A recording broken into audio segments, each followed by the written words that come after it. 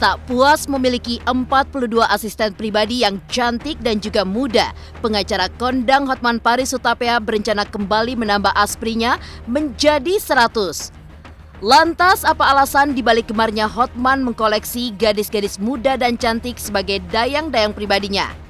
Dan benarkah pula selain cantik dan muda, Hotman memiliki kriteria khusus untuk wanita yang menjadi asisten pribadinya?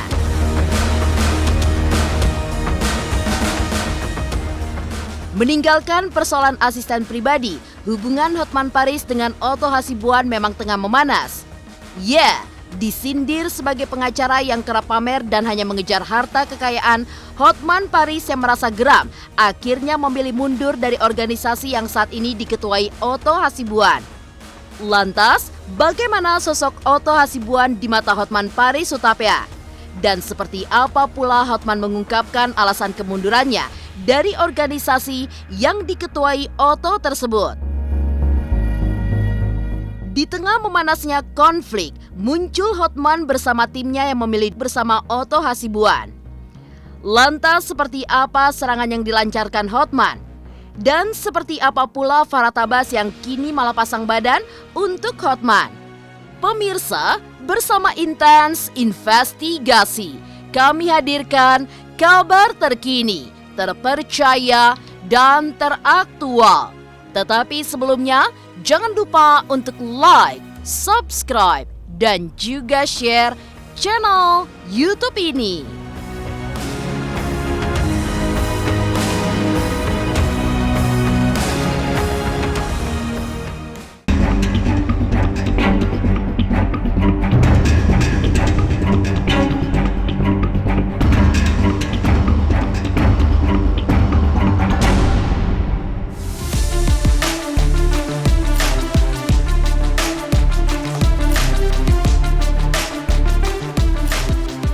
Nama pengacara kondang Hotman Paris Hutapea memang tak jauh dari kata sensasional. Kerap memamerkan harta kekayaan dalam acara konferensi pers yang digelarnya kemarin. Hotman mengungkapkan rencananya untuk menambah wanita cantik dan muda yang akan mendampinginya atau yang kerap ia sebut dengan asisten pribadi. Hotman yang mengaku telah memiliki 42 asisten pribadi yang cantik dan juga muda mengungkapkan rencananya yang akan kembali menambah asprinya menjadi 100 orang.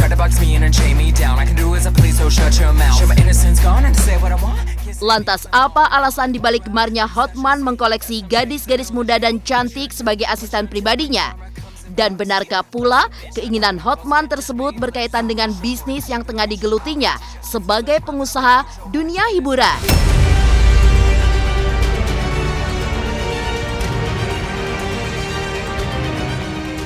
Udah 42 sekarang. Targetnya gini loh. Rencana 100 karena saya kan pemegang saham dari Holywing salah satu. Saya kan harus tiap minggu rutin ke sana. Masa saya sendiri datang? Istri saya itu bukan tipe yang begitu. Dia tidak pernah mau suka kerumunan, dia tidak suka rokok. Ya tentu saya harus menggandeng wanita cantik. Targetnya sementara 100. Karena apa? Karena apa? Holywing itu dalam waktu 2 tahun ke depan itu pasti 100. Bahkan Holywing sudah memesan uniform mereka. Ya, jadi ada nanti dikasih kaosnya khusus. Sekarang udah 38 outlet Holywing, ya. Jadi tahun depan akan buka 20 lagi di setiap kota seluruh Indonesia. Jadi targetnya itu bakal 100, makanya 100 aspri. Jadi murni bisnis. Dan saya lakukan itu tidak ada kaitannya dengan profesi sebagai pengacara. Tugasnya, misalnya setiap Jumat malam itu saya pasti pergi ke Holywing, ya, ketemu para customer. Berdansalah kami di sana. Namanya juga tempat dansa. Is my life is now or.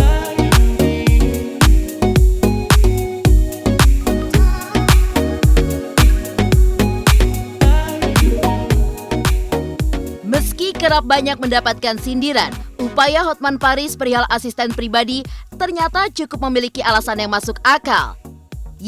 Selain sebagai marketing pribadi, Hotman rupanya bak produser yang ingin mengorbitkan wanita-wanita cantik dan muda tersebut untuk bisa dikenal luas dan bisa masuk dalam dunia hiburan tanah air.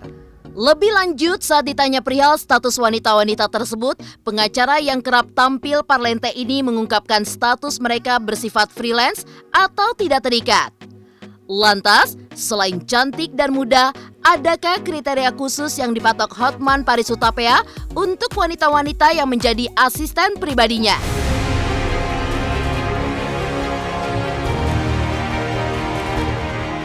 Pertama harus cantik. Umur tidak masalah, tapi ya jelas lah. Jangan opung-opung lah. Berarti ini paling muda, Bang. Bang, berarti ini paling muda, Bang. Ini paling muda, ya. Paling muda, paling polos. Ini bentar lagi dijemput orang tuanya nih. Jadi benar-benar orang tuanya percaya sama saya. Freelancer sebenarnya, ya. Nanti kalau dia masuk TV, dibayar oleh TV. Tapi yang paling utama adalah dia jadi naik statusnya, ya kan? Dia jadi naik. Siapa yang tidak ingin masuk TV? Dia jadi main dia. Tadi kita syuting, kemarin kita syuting episode di Bandung dengan asli lain, ikut semua. Ini hari ini mereka di Ancol tadi ikut syuting. Dia kemanapun saya ikut, dia mereka itu loh. Jadi menjadi naik itunya. Artinya saya membantu orang menjadi naik derajatnya, status sosialnya. Soal gaji nantilah itulah. Di sisi lain, permasalahan Hotman Paris dengan Otto Hasibuan rupanya semakin memanas. Lantas apa alasan Hotman marah dengan Otto? Pemirsa, pastikan tetap di Intens Investigasi. Dan jangan lupa untuk like, subscribe, dan juga share channel YouTube ini.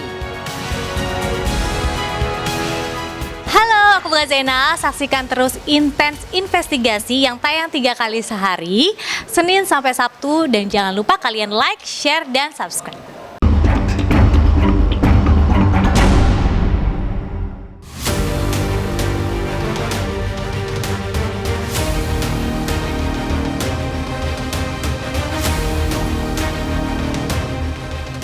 Meninggalkan persoalan asisten pribadi, hubungan Hotman Paris Hutapea dengan pengacara Otto Hasibuan memang tengah memanas.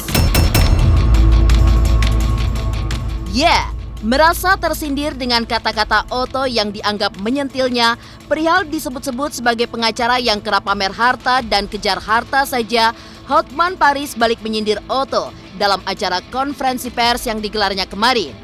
Menurut Hotman, foto-foto yang diunggah Otto di media sosial tak jauh berbeda dengan unggahannya pula. Untuk itu, Hotman pun meminta Otto untuk berkaca untuk hal yang diungkapkannya tersebut. Dan seperti inilah kemarahan Hotman Paris Hutapea.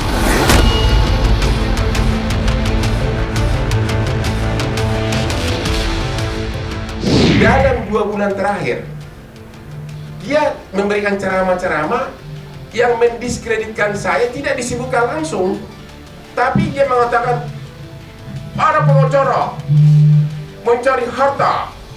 Intinya jangan seperti itu loh yang gayanya begini katanya. Yang gaya begini di Indonesia ini kan cuma saya.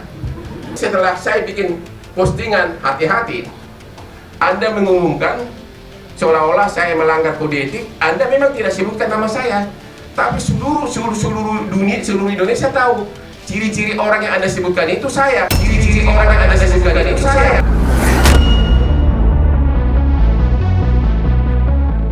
Bahkan dia bilang itu menghalalkan segala cara. Apa istilahnya? Machiavellisme itu apa?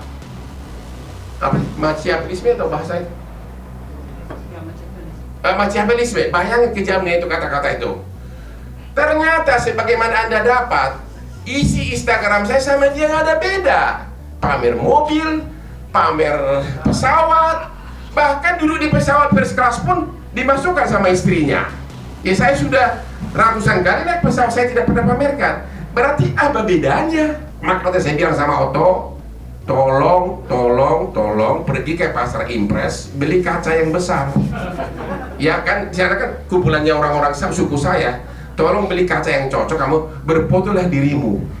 Belum lagi keluarganya yang naik pesawat pun berlian segala macam. Coba lihat, 3 anak saya pernah nggak ada pamer. Apalagi istri saya, nggak pernah pamer itu. Dan walaupun saya yakin saya lebih kaya dari Otto Hasibuan. Kenapa aku terus disindir gitu loh? Pamer Lamborghini, Instagram dia pamer. Saya nggak pernah pamer, saya hanya foto. Karena tergantung Anda ukuran pamer itu atau apa kan. Saya kan kenal Hotman, kan saya tahu dia kayak apa. Ya kalau itu menyenangkan hatinya ya nggak apa-apa toh, biasa-biasa aja buat saya.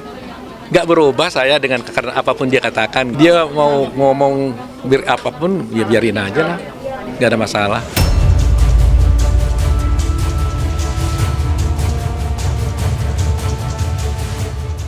Yeah, adu mulut yang terjadi antara Hotman Paris Hutapea dengan Otto Hasibuan memang belum selesai sampai di situ.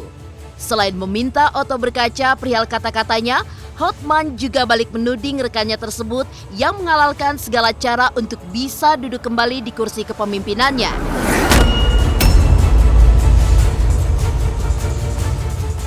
Lantas seperti apa Hotman mengungkapkan alasan kemundurannya? Dan benarkah perihal Otto yang menghalalkan cara untuk kembali duduk di bangku ketua umum turut menjadi alasan mundurnya Hotman dari Peradi?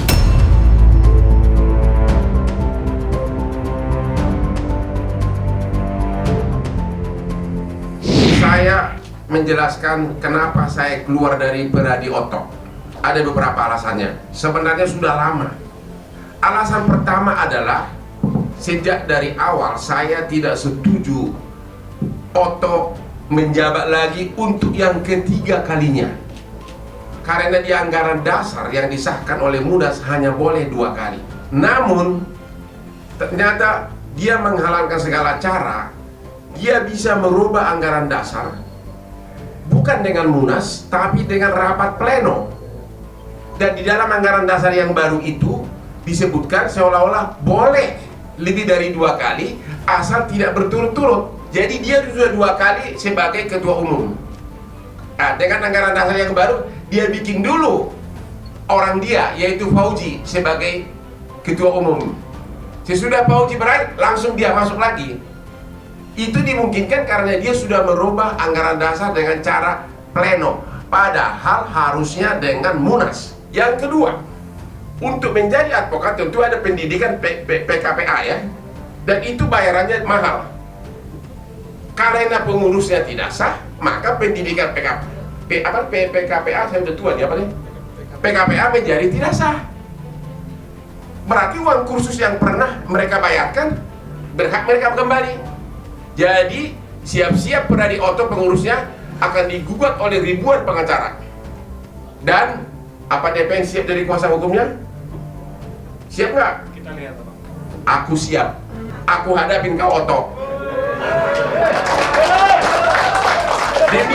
Demi ribuan nasib pengacara yang sudah mendapatkan kartu dari tanda tangan Anda. Tapi karena ambisi Otto ingin menjadi ketua umum Peradi yang ketiga kalinya, ternyata bukan hanya politik yang 3 kali, tapi juga dalam dunia hukum, ya, Anda menghalalkan segala cara. Dan anehnya lagi dalam kepengurusan Peradi Otto yang ketiga kali itu, mantunya 2 ikut jadi pengurus. Mantap, mantunya ikut jadi pengurus, ya. Kayak itu alasan pertama. Jadi karena ketidaksetujuan saya sudah lama dengan sikap dia yang menghalalkan segala cara agar bisa menjabat lagi. Dengan sikap dia yang menghalalkan segala cara agar bisa menjabat lagi.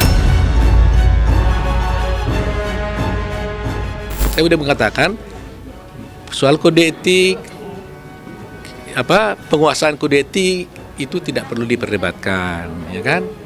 Kita taati saja. Dia tidak dipecat, dia mengundurkan diri. Alasannya apa? Saya nggak tahu. Dia tidak sebutkan dalam pengunduran dirinya.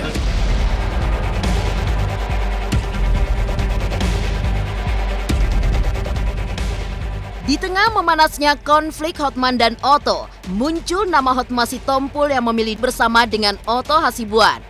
Lantas apa alasan Hotma mendukung Otto? Dan seperti apa pula sikap Farhad Abbas yang mengaku memberikan dukungannya untuk Hotman Paris? Pemirsa Intens Investigasi, jangan lupa untuk like, subscribe, dan juga share channel YouTube ini.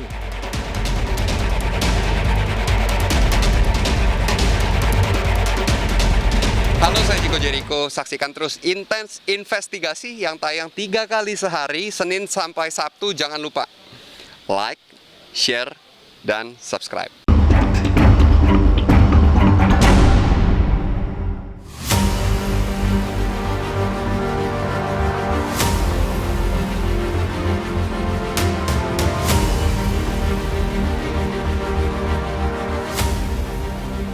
Konflik memanas antara pengacara Hotman Paris Hutapea melawan Otto Hasibuan ternyata mulai diramaikan oleh hadirnya pihak lain.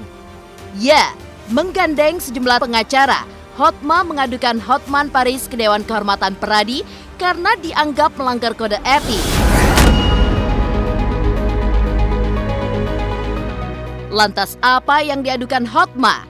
Dan benarkah pelaporan yang dilakukannya berkaitan dengan pamer harta dan wanita-wanita cantik aspri dari Hotman Paris? Materi pengaduan saya sebagai anggota masyarakat pada waktu itu terhadap Hotman Paris Hutapea kepada Dewan Kehormatan Peradi bukan tentang pamer harta dan pamer perempuan. Kan dia bilang saya melaporkan dia karena berenang tidak pakai jas, tidak pakai ini. Ya, dia bilangnya kan begitu. Tidak ada, kita tidak melaporkan. Dia mau telanjang di kamarnya, dia mau pangku-pangkuan sama orang, nggak ada urusan sama kita. Bukan kelas kita begitu ya. Tapi apa yang kita laporkan? Satu, Hotman Paris Hutapea dalam menangani perkara rumah tangga tidak mengupayakan jalan damai. Itu perintah profesi, etika bahwa di dalam perkara soal rumah tangga harus didamaikan. Dia tidak mendamaikan, bahkan membuka semua kepada umum. Kedua, Hotman Paris dalam menangani perkara rumah tangga malah melakukan konferensi pers berkali-kali dan membuat perkara rumah tangga semakin mencuat ke publik tanpa penyelesaian secara hukum. Hotman Paris melakukan konferensi pers dan membuat postingan-postingan yang mendiskreditkan saya.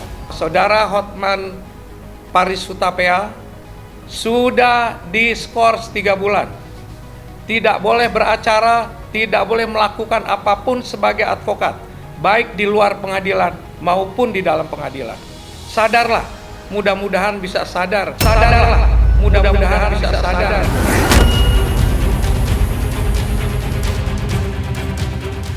Hotman Paris Hutapea terbukti melanggar kode etik dan diberhentikan sementara. Saya tidak pernah dihukum melanggar kode etik advokat. Waktu pengadilan pertama kode etik, saya pun tidak dihukum. Jelas itu. Kalau dalam konferensi persnya dia bilang dia menang telak 2-0. 2-0 dari mana? Ya, ini bukan soal menang-menangan. Berulang kali saya bilang, saya tidak bicara orang. Manusia yang dipegang mulutnya. Kalau mulutnya tidak bisa dipegang, silahkan teruskan. Saya membela harkat istrinya wanita. Waktu itu diputus bahwa pengaduan dari si Hotman tidak dapat diterima. Tadi malam tiba-tiba setelah saya menyerang habis status keabsahan dari Peradi, tiba-tiba ada putusan mengatakan memecat Hotman, tapi 3 bulan. Berarti Dewan Kehormatannya itu tahu bahwa saya tidak salah. Mungkin dia segan. Nggak apa-apa 3 bulan. Toh juga lu sudah nggak diakui lagi, berarti putusan lu nggak ada gunanya lagi. Siap-siap Otto Hasibuan, saya pribadi siap mewakili para advokat untuk meminta uangnya kembali. Siapa yang tidak iri melihat seorang pengacara dari kampung Hotman Paris bisa gini tiap hari di Holy Wing, bisa membuka 38 outlet, bisa menangani perkara-perkara konglomerat? Ya irilah, itu aja deh. Sayalah satu-satunya pengacara yang berani membela seorang istri Desiree. Yang lain pada nggak berani, saya berani.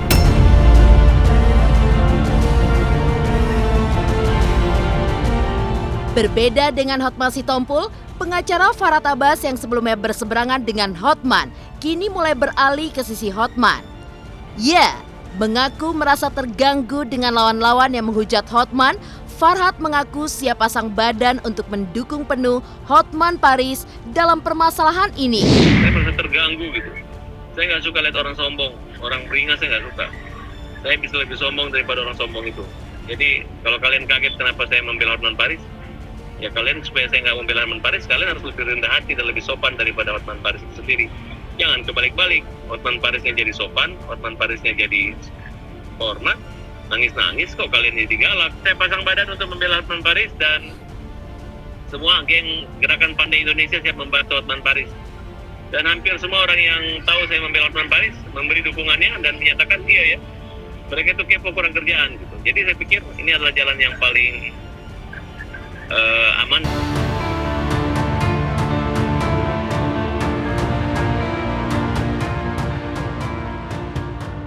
Demikian pemirsa, kabar terkini, terpercaya, dan teraktual yang kami hadirkan hari ini.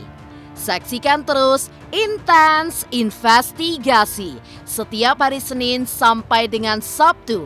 Tayang 3 kali sehari, yaitu pada siang, sore, dan juga malam hanya di YouTube channel.